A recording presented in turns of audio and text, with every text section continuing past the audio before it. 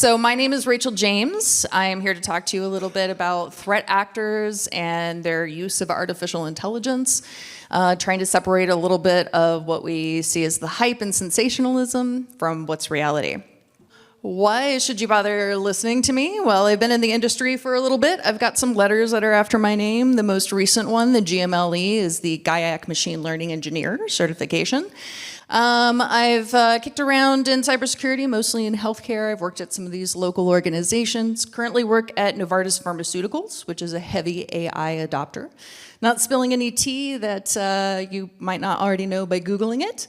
I also do a lot of involvement in the community. So I mentor in the PDX Cyber Camp. I've been a presenter at both SIM Portland and NWAC. I'm in the curated Intel community. Heavily involved in OASIS, which is the organization that sets the STIC standard, the structured language for threat intelligence exchange. And I'm in OWASP. So, wrong way. So I am a core team member of the OWASP Top 10 for LLM and Gen AI. We just added the Gen AI recently. I am the lead for the prompt injection rewrite for 2025. So in the next couple of weeks, you'll see the new Top 10. I was the lead for that prompt injection entry. I also lead a cybersecurity guidance for Defenders layer as part of that OWASP project. So I have a research partner named Brian Nakayama, and we are producing a number of guides. One of them that's already out there is the Preparing and Responding for Deepfake Events guide, pretty interesting. We also have a couple of incident response guides that are coming about to help people prepare for attacks against AI and attacks that are happening to you that are enhanced by AI, right? And I am one of the authors of the Red Team Guide for AI testing, significant contribution there around threat modeling for AI pen testing. I co-chair an AI working group in HISAC, and I also co-chair a CTI program development working group for HISAC. And as well to say, I do a lot with AI and cybersecurity, a lot of different groups, spending a lot of time in this area. One of the nicest things anyone can ever say about me is to call me the voice of reason, right? So a while ago, I created this project that you can go out, you can Google Cyber Shoujin and GitHub, and you'll find it. So I started this project that was basically, I really wanted to document exactly how threat actors were using artificial intelligence. Not the way researchers hypothesized they were using them, not the potential ways that could be used that were really interesting, right? Like DEF CON and Black Hat. But how are they actually, like the documented instances of how they're actually using it? So I created this GitHub, and to my surprise, it got a lot of traction. So I've signed research licenses now for MITRE and TIDAL and another number of organizations to use this. I've been told is the only centralized source for this activity mapped to TTPs, some of which were basically new TTPs that were proposed by Microsoft and OpenAI, and some of those TTPs that were suggested by myself that are now going to be used in MITRE Atlas. That is all to say, for all the sources that I speak about today, if you want direct links, you want more information about this research, you want to be able to speak to this yourself, this is my GitHub. You're welcome to go and take a look at that. So really what I've been trying to do about this is because of the sensationalism with AI, there's a lot of conversations out there like, these threat actors now that you don't have to have like any technical knowledge, and then they're going to use AI to like attack our companies in ways that we're totally unprepared for, and like cats and dogs are falling from the sky. And I was just, how close to reality is that, right? And I think like so much of what we do in this community is to be that voice of reason. So that's really just what I want to help people do today, right? Like I just want to give you the same resources so that you can become that voice of reason in these conversations, right? So I'm going to talk a little bit about threat actors and sort of their interest in attacking artificial intelligence systems, how attackers might be using AI to further their cyber threat activity existing. The malicious or dark LLMs are sometimes called like black hat GPTs, the development of those. And of course, no cyber threat intelligence presentation would be complete without some wild predictions that I'll have to make. So about threat actors actually attacking AI. It's really interesting because when you, so to back up and just be clear, my background in cyber threat intelligence includes a number of years of counter threat intelligence. And what I mean by that is that I have personas that I have developed over time that have access to some trusted community spaces so I can observe these threat actor discussions. And some of them, some of the work that you'll see on my GitHub is actually screenshots where I've removed my persona's information of some of these conversations. But that's largely what I'm characterizing to you today. And yes, most of these images are also AI generated, which later you'll find a few of them probably funny, like I did. Yeah, so actors discussing AI is really interesting. So they're talking a lot about basically companies are really going at breakneck speeds, nothing we don't already know, to adopt AI. And they don't want to be the ones out of all their competitors that's like the last getting the value out of AI. So they're moving really, really quickly and they're favoring innovation over security. And this is going to lead to like misconfigurations and security not being embedded in the processes. And that's going to create vulnerabilities and opportunities for us, right? They think, the way, the nature that artificial intelligence systems work, right? Like you kind of have to think about expert systems before we had AI, right? It was kind of based on a set of rules, right? I say to the computer, if you see X and you see Y, I want you to do A, B, and C, right? AI is different in that we are giving them data and we are giving them labels, and the AI is deciding the rules, A, B, and C. And because of its constant feedback with the environment, that's what makes it deep learning, right? That feedback from the environment, the constantly changing, also makes it a moving target for security. Because think about it, like what has been like our sort of go-to, our default about like when do you recheck and pen test and apply security? Whenever there's a major change. But if you have a system that's constantly changing, that target for security has now just got, we already struggle with like regular sort of application development to make sure security is inserted in all of these places, and now we've just made it a whole lot harder. And the thing is, they're largely right. Like my own observation of the community, my own observation at my company, I would say this is a large characterization, and Novartis Pharmaceuticals is a large global company. It's been in the AI business for a while, and we still struggle with these. So, what is the biggest? This is my one question. Okay, so what is the biggest weakness of all organizations? Don't overthink it. Yeah, people, humans, right? Yes. Yeah. So. Social engineering is the biggest problem, right? So the other discussion that I see a lot in threat actors is like, we really like social engineering. Like it's been the initial access vector, well, except for last year when like MoveIt made like CVE exploitation initial, like the initial vector for 1 year. But other than that, it's been pretty much social engineering, right? And that is primarily now how we see threat actors using AI, right? A lot of phishing emails, things like that. But so most people think about like the Gen-I phishing emails, but what people don't think about is we're actually conditioning our users to be really comfortable giving sensitive information to AI and then trusting what AI tells them to do and just doing it, like giving them the authority. So again, Novartis, heavy AI adopter. Anyone else have like an AI chatbot as part of their like help desk? Yeah? Anyone have it for like recruiting? Right? Why are we putting these in all the places where social engineering is already a problem? This is what appalls me, right? Like, so we're now conditioning our users. Like, what do we tell our users about phishing? Like, one of the most like prevalent ways of people being social engineering is around the help desk.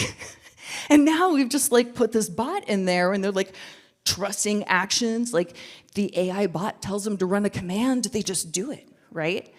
So it's amazing to me. The threat actors are definitely aware of that, and that's enticing to them because that's always already been really successful for them, right? And there was a paper, I think it was last week, it might have been 2 weeks ago, Microsoft put out that I loved. Again, so being really heavily in the prompt injection space lately. What I loved about this was that they were talking about something that a lot of researchers in the prompt injection space have been trying to discuss and bring awareness to, which is basically due to the very nature of the way LLMs are made, right? The way that they're made is that prompts, the language you're using to interact with it, has a stochastic influence on the model's behavior itself. So the theory is we probably can never actually get rid of prompt injection. Like, there's a lot we can do to try to lower the risk, but it's probably due to the very nature of LLMs, impossible to eliminate entirely. Which is fascinating, and Microsoft came out with this paper that basically said, yeah, you know what prompt injection and jailbreaking is actually like? We're social engineering AI. Is that not terrifying? If humans are our greatest weakness, and now we've just created computers that can be socially engineered? Oh man, right? Like, yeah, this guy's face right here, he's like, oh, that's how it felt, man. That could, it's right in the stomach. Like, that gives you that, oh, and it's true, right? Like, it's really true. Like, we have created a computer system where our very language that we use to interact with it affects its behavior, affects the generative space and the generative trajectory. It's really fascinating. So you really have to be careful when you're thinking about the use cases where you apply these things and how much you trust it. So you basically created the least trustable computer ever. It's amazing to me. So this is one of the things that they're very keenly interested in because it's been so successful for them. So one of the things that I do like to point out is that while there is many discussions on threat actor forums about AI, there's just very little evidence that there's a collective effort to specialize in this area, right? Or to coordinate attacks against artificial intelligence. Most threat actors actually seem to be using it for just individual gains and knowledge uplift, which I'll talk about in a minute. And people ask me about this all the time. They're like, are you sure? And I'm like, well, yeah, there's definitely probably nation-state activity that's happening behind the scenes that I'm not aware of, so I always like to caveat that. And just say, I also do not dive into the mis-dis-malinformation side of things because that's kind of its own topic all of itself. It's its own specialty. But when it comes to this, this is I've been around in cybersecurity for a while, and I always talk about SIM swapping. So SIM swapping, hopefully, most people are aware of this, but it's what a lot of threat actors are doing now to be able to take over your phone to bypass multi-factor authentication, right? The thing is, when I was, fresher about a college, I worked for a telecommunications company, and they were investigating an insider threat situation related to SIM swapping that was being done largely for long-distance fraud purposes. So SIM swapping as a malicious activity tactic had been around for years, right? But it wasn't until we had MFA in practically all the places that you started seeing it more commonly applied. That's kind of what's happening here. They're pretty successful without having to use AI. They had record-breaking ransomware payments last year, right? Pharmaceutical company this year had a single record-breaking ransomware payment, right? So they don't have a lot of pressure to adopt AI in these ways. There are a lot of discussions about jailbreaks, but if you want to get ridiculed on a dark market forum, go in there and share your jailbreak. Most people point out, yeah, you can get some model to give you a drug or a bomb recipe, but there's a million guardrail-less models out there, like a Flow GPT or a Dan, or what do you care, right? So you'll get made fun of. Actually, one of my my favorite insults that I saw was, so a lot of the threat actor groups that I'm on, I don't speak the native language, right? So I'm using translators. So I'm on this Russian forum, and somebody is coming on, and they're asking for access to Worm GPT, which I'll talk about in a minute. Spoiler alert, by the time they were asking about it, it didn't exist. And the the threat actors in the forum started insulting him and saying, and this is an important piece. Like, I'm not just saying this because it's a funny story, although it's a funny story. I'm saying this because there's a cultural issue here, right? So this guy comes on, he starts talking about Worm GPT and wanting access to it, and he starts getting made fun of, and he's like, oh, you need AI to help you help you make a script? You need AI to help you do phishing? And then called him a mama hacker. And I was like, something's wrong with my Russian translation, because I've seen a lot of Russian insults, and that was a new one on me. So I contacted my friend who's a native Russian speaker in the intelligence community, and I was like, what is this? And he told me essentially what this means is the only person who thinks that you a hacker is your mama. And I was like, that is the best. So that's one of my favorite insults that I ever saw in there. So, but that really tells you a lot about like the reception people get. And one of the reasons that I get so frustrated when I see these, like Kaspersky releases like this like article is like, there are over 10,000 posts about threat actors discussing artificial intelligence. And I'm like, did you tell them that 90% of them are people dissing them? Like, or that like that 90, and literally like 89% of the posts are like selling access to Chat GPT subscriptions, like your Netflix subscriptions, like, and they're characterizing this as like, oh, you know, be the voice of reason, be the voice of reason. So they're very extremely exaggerated, right? They'll do some like statistical analysis, but like by far most of the conversations are just like selling subscriptions. They are using it for a little bit of uplift, right? I have absolutely no basis for 80-20, okay? Little hint, 70% of statistics are all made up on the spot. But this is why I use the 80-20, because it feels like to me, you have to have about 80% domain knowledge in whatever it is that you're trying to get it to do for you to get that 20% uplift, okay? So if you want to use it for privilege escalation, you want to use it to help craft a loader for a piece of malware, you have to already have about 80% knowledge to walk that thing through to a successful output that is going to help you. So that's really important to think about the 80-20 lift, right? So we do see them using like phishing emails. There's this like crazy graph where they're like, it's been 1,000% increase. But you always have to be like very skeptical about this, because this is part of the problem is a lot of these statistics are being put out there by security companies and by vendors in the space, right?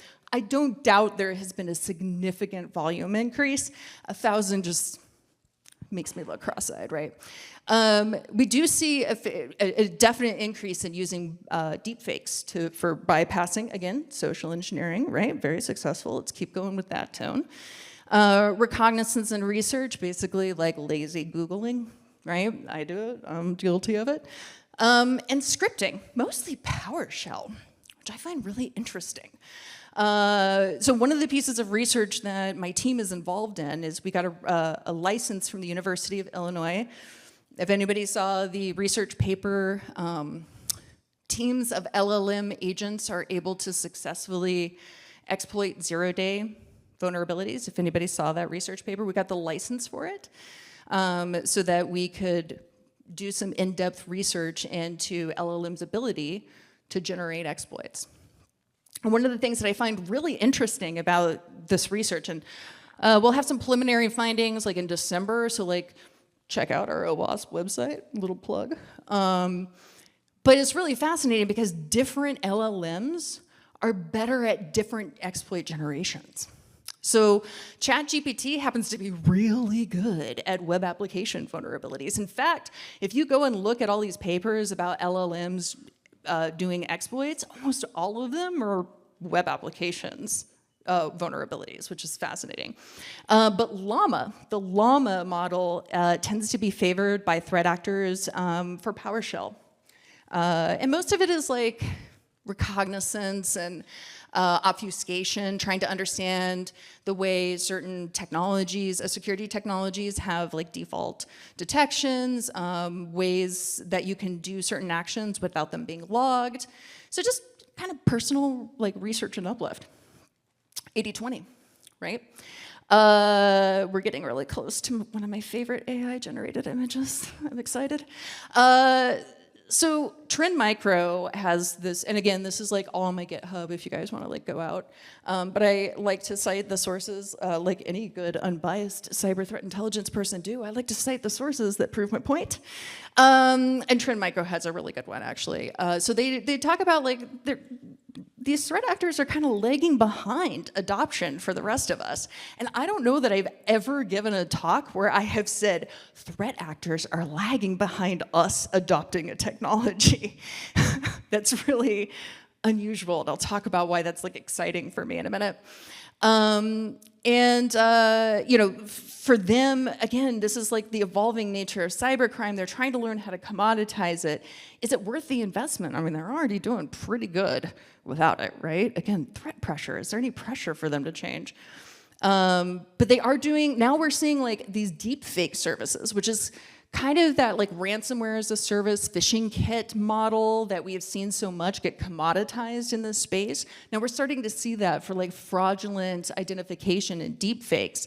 And this is ranging from like getting past the know your customer requirements for banks, which kind of reaches back into my ancient days of being a money laundering investigator. As well as there's a fairly big trend of DPRK agents that are getting jobs at companies. Verizon data breach report also was pretty good about talking about this. There's just like kind of limited interest. Most are about selling account access. Like I said, there's just not really this urgent need to use AI to be successful. And then, again, the deepfake technology. Social engineering, right? That seems to be where it is. This was my favorite, though, was when Sophos came out with this. I love this quote because it's so, like if you spend the time in the actor forums and you see how they talk about it, this is pretty good. It is overrated, it is overhyped. I think it's redundant and it's probably unsuitable for generating the actual malware. And again, they're largely right, having spent a lot of time working with these systems. But there is some known use. There is definitely some known use, and I want to make sure that you are aware of those. And you're going to see, like, you're going to be probably a little surprised at, like, how sort of narrow that scope is. And I'll talk about why that is. So we see, right, a lot of AI-generated social engineering. So spinning up websites very quickly, spinning up the emails very quickly, chatbots. We've actually seen some look-alike LLM activity where they basically try to impersonate your LLM to get people to interact with it and commit fraud. PowerShell scripts, like I said, so a little bit of backdoor and supply chain activity. I even like hesitate to put this in here because this was a JFrog finding, and even JFrog said, we believe actually most of the backdoors that were created in the Hugging Face models were actually created by security researchers. There was only, they discovered hundreds of them, and like only 2 of them, they were like, these actually look a little suspicious. But this really like freaked people out. But if you notice, like this isn't too different than the world we live in today, right? These are still threats we deal with and have dealt with. But what you'll see is like when you dive into like the nitty gritty of like what is being generated in code in these scripts, it is like super narrow, very specific use cases. It's not like polymorphic malware, right? Like, so what's not, oh, excuse me. I think it's on the next slide. It'll be like, I'm gonna, like the LLM generated piece will be like pulling down a file from a URL and launching the executable, right? Or it'll be just a service principal enumeration of your environment.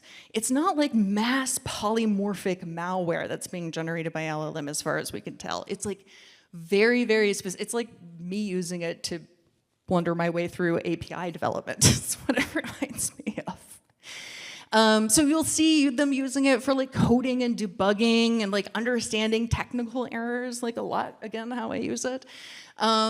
And there's a little bit of like recognizance and knowledge, which is interesting. Like one of the cases that we'll see is they'll like research the company that they're attacking or their line of business. There was an APT group that actually used it to understand like satellite communications, right, to further their objectives. And as I said before, they'll ask some questions. Like we've seen them asking questions about like .NET development and very specific questions about tools. So really, this is around like obfuscation, detection evasion, and living off the land, right? These are all techniques that like, they kind of been around, right? And yes, does LLM provide an uplift? Absolutely, but it's an 80-20. They already have to have that 80% knowledge. Now, does that 20% matter to us? Absolutely. If they're able to execute their objectives in a shorter dwell time, that is meaningful for us. In fact, last year was one of the first years that dwell time was reduced. Specifically in healthcare organizations, that resulted in a reduction of the cost of a data breach for like the very first time. And that's gonna basically be erased. That little bit of gain that we got is going to be cut into by the fact that they can get their answers faster and that they can commit their objectives faster. Now, is it revolutionary? Is it brand new attacks? Is it allowing kindergarteners to like take down the DoD? No, right? But does it matter? Yeah, absolutely. But again, let's be the voice of reason about it, right?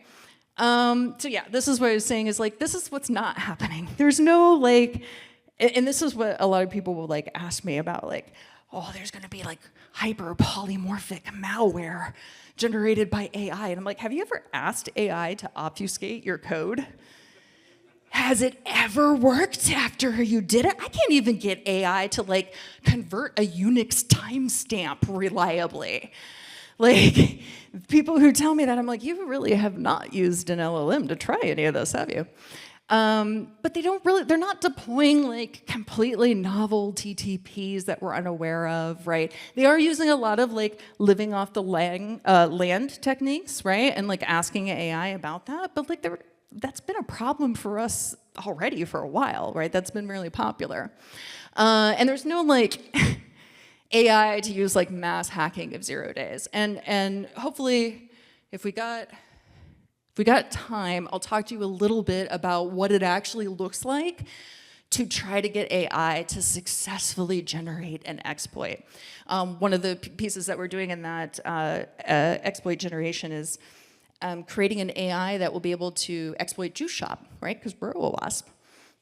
It's a lot more work than you would want it to be. So here it is. Here is my favorite AI-generated image of, almost all of these were AI generated, by the way, though even the cartoon one, that was a coworker of mine who decided to AI generate my avatar. I don't know if you noticed, it was like on the second slide, there's like a ton of Star Trek stuff in the background and like a can of Red Bull, and I was like, you got me, you got me. So nation state use of AI, right? So we see them researching, again, companies and cybersecurity tools, debugging and generating scripts, likely using some content for phishing campaigns, right? And remember, these are the most well-resourced, sophisticated threat actors, and this is what they're using it for. Salmon Typhoon, right? Translate technical papers, receive some publicly available information, right? Enhanced Googling. Some assistance with coding, again, common ways processes can be hidden on a system. Other nation state activity, I like to actually call out this one because it's kind of interesting. It relates to another section that I'm going to go to. Oh, do I have a, oh, look at that, guys. I have got a laser, watch out. So brief subscription to Worm GPT, use unknown. So there is one threat actor group that we saw get a subscription. When I say brief, this was less than 30 days. Subscription to what is one of the very few true dark LLMs. The thing is, we don't actually have any evidence that they ever used it. So the mass hysteria around dark LLMs is the one that makes me chuckle the most. Because this is probably like the scariest instance we had, and like there's really nothing to talk about. This is the one I mentioned earlier about research into satellite communication protocols and radar technology. But again, basic scripting tasks, right?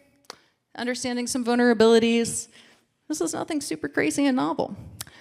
So here are all of the the TTPs. If you go to my GitHub, these are the ones that either are credit to me or Microsoft and OpenAI. These are TTPs that we are now sharing with MITRE Atlas and Attack. So you'll see them, and you'll also, if you're a title customer, you'll see my work there. And then I put this up here because it's been a couple times now that we've seen specifically PowerShell. Now, there is an observer problem with this. And this is one of the things that we're hoping to fix with the guide that we're putting out in NoWASP, is how many of us actually know what to look for to know whether or not a script that was involved in one of our incidents was used with AI. There's not a guide out there, I know, because we're drafting it. PowerShell comes out because what is really uncommon in PowerShell? Grammatically correct comments. Almost nobody actually comments their PowerShell. You know who comments PowerShell extra a lot is LLMs. So it stands out. People who are used to seeing this, you can tell that it's really well commented, and I'm guilty of this. Even I like to think that I do very well documenting my code, but I'm telling you, there's not capitalization, punctuation, and there's a ton of misspelling, right? So when you look at code and you see it extremely well structured, and you see a lot of comments, especially in something that PowerShell is not very common for people to comment out, you probably have AI in your hands. And it's really fascinating too, because there's some words that AI likes to use in comments that are very repeatable. So you start to develop kind of a smell, a code smell for when AI is being used. So the UK also talked about this, but I think this is a great sort of chart that they put up. This is what I mean by the 80-20, and this is where I get to into the meat of this conversation, is that the threat actors that are let me back up. AI is very data hungry, right?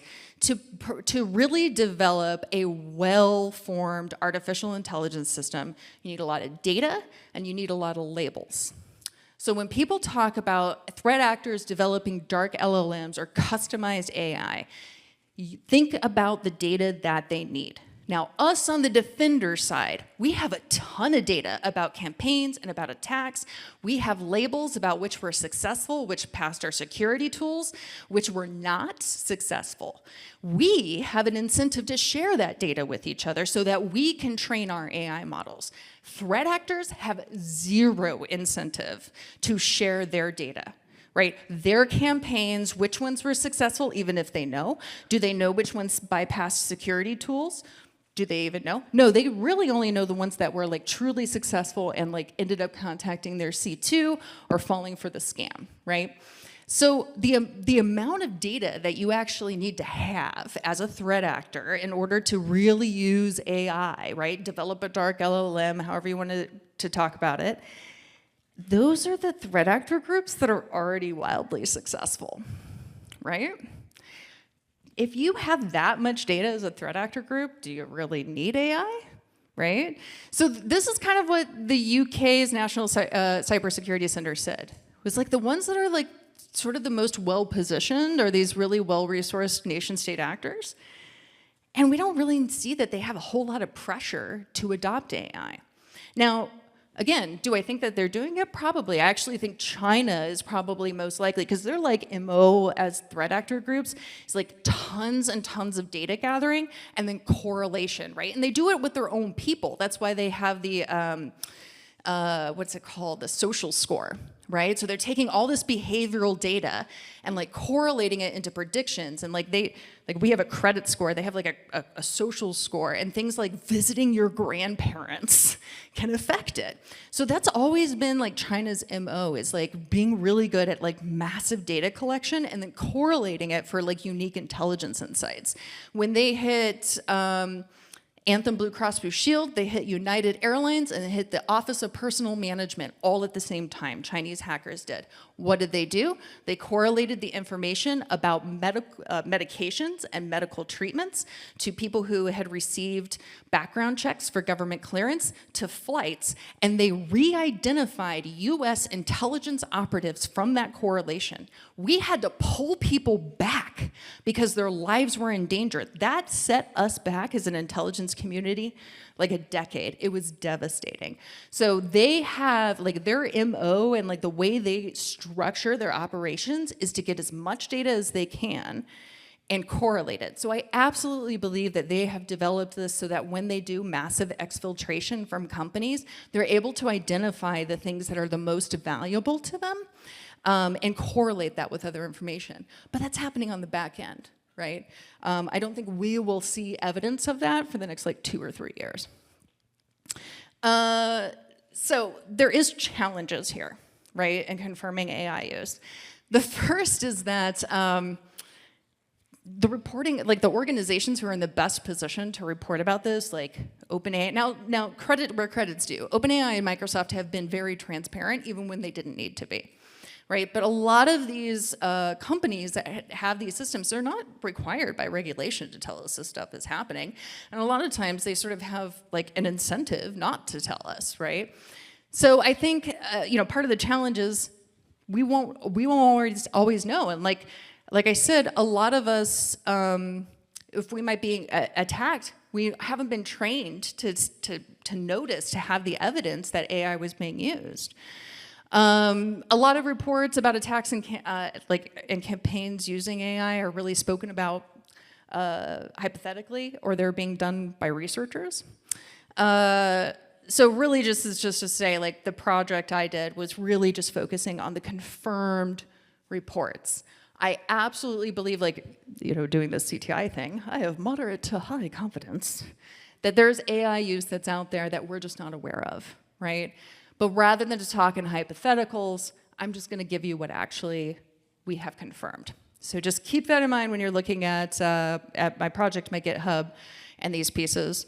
It is what we know to be confirmed.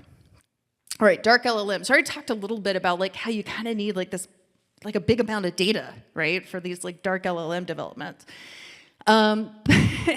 There's like very few conversations on the criminal forums, Telegram, talk spaces that are about this. A few of them are talking about like using it for like phishing emails, but there's very few discussions about actually like investing and developing these. Some users. So I will just say there's a lot of scammers scamming scammers. I know that was hard to get through, but that's the best way I can define it. You go out there and they're like, we have Worm GPT 3.0. And if you look at the comments, and again, this is one of the things that enrages me about this topic being covered, is that they'll be like, there was 20 dark LLMs that were just released last month. And I'm like, did you read the replies? Because like almost all of them are like, this was a scam. I gave the guy my money and I got a chat bot in Telegram that did nothing. Or they paid for money, they get into the interface and they realize like all they get access to was like a Flow GPT that had a system prompt that said something to the effect of like, generate professional sounding emails, right?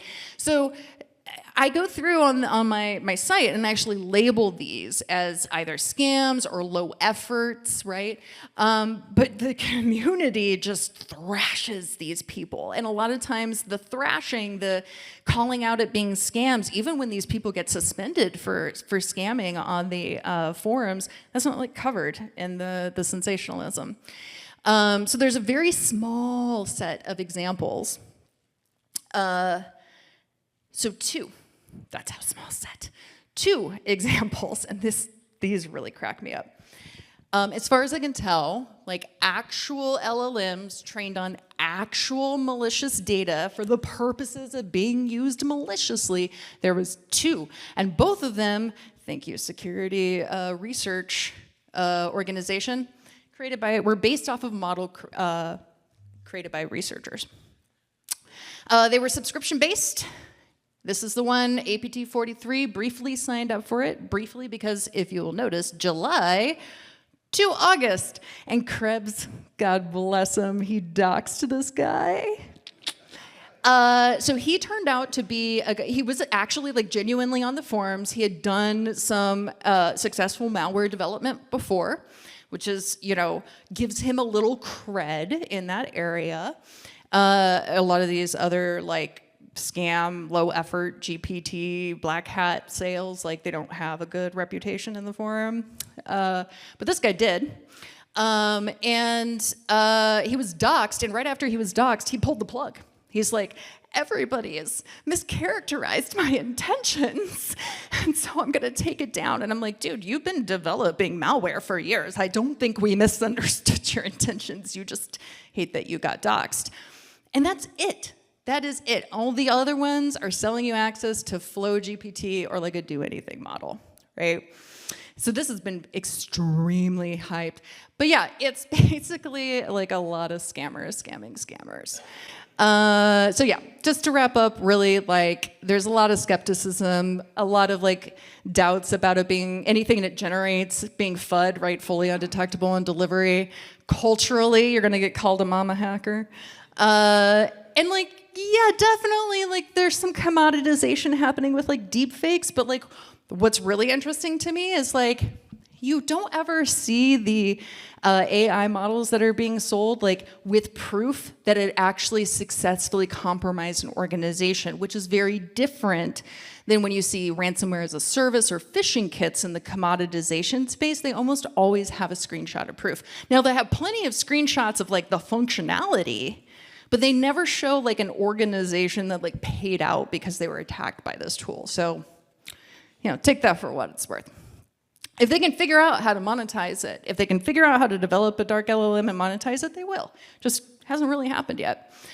So why? Again, just no pressure to change tactics. We actually have the data advantage, right? Like I said before, we are the ones with the most labels. We are the ones that have an incentive to share our information. We have a unique opportunity as these guys lag behind us in adoption, and we have an incentive to share information. We have a unique opportunity to actually use AI to get ahead of them, which I don't think I've been able to say in my career in cyber threat intelligence ever, right? So I'm pretty excited about that. AI predictions about the robot war. Ooh. Right, impacts on cyber attacks. I think what we will see is just like kind of an evolution of the TTPs that we've already been seeing. A little bit of compression in the objective time frame and the dwell time that people have. But I think you're gonna see like a slight increasing of that in the next 2 years. But mostly like the threat in the next year is just gonna come from evolving TTPs that we're sort of already familiar with. Yeah, and I think, you know, we are gonna have some event in the next like 2 to 3 years where we'll be like, oh, wow, nation state such and such was using AI and developing this for like a while. Like, we're gonna become aware of it. We just don't have the visibility now. I think that'll happen in the next 2 to 3 years. And like, definitely, like, as they can figure out in the like criminal commoditization space how to make it a, you know, dark LLM as a service, they'll figure it out. People are certainly willing to pay.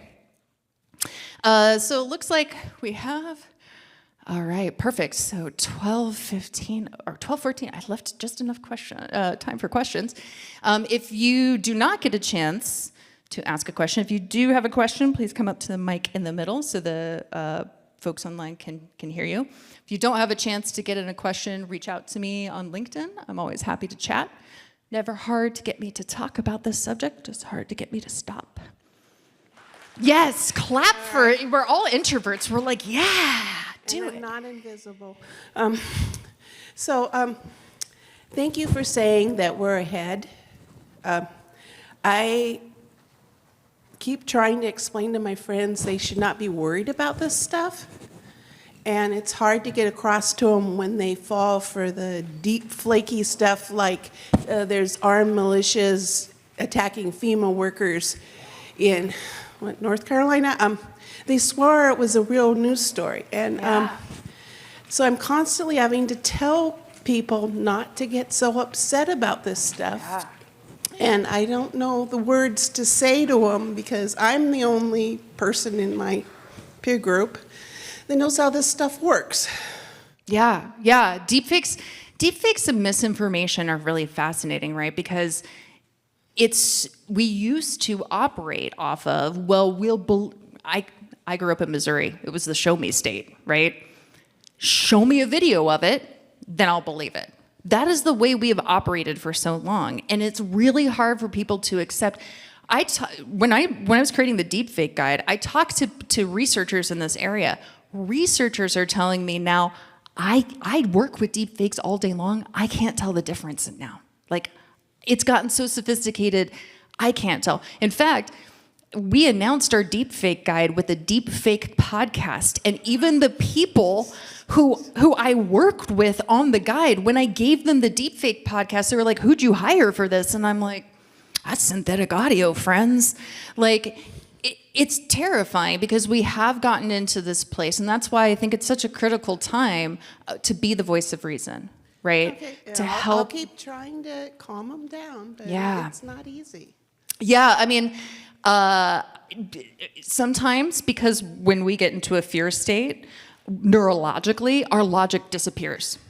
Try with humor. Show them some deep fakes of like Morgan Freeman. Like make it funny and approachable so the fear starts to back out of their brain, but show them other examples of deep fakes to make them realize how easy it actually is to create something convincing. But if you can kind of do it in a humorous way where you're pulling them out of the fear space, they can start to re-engage their logic.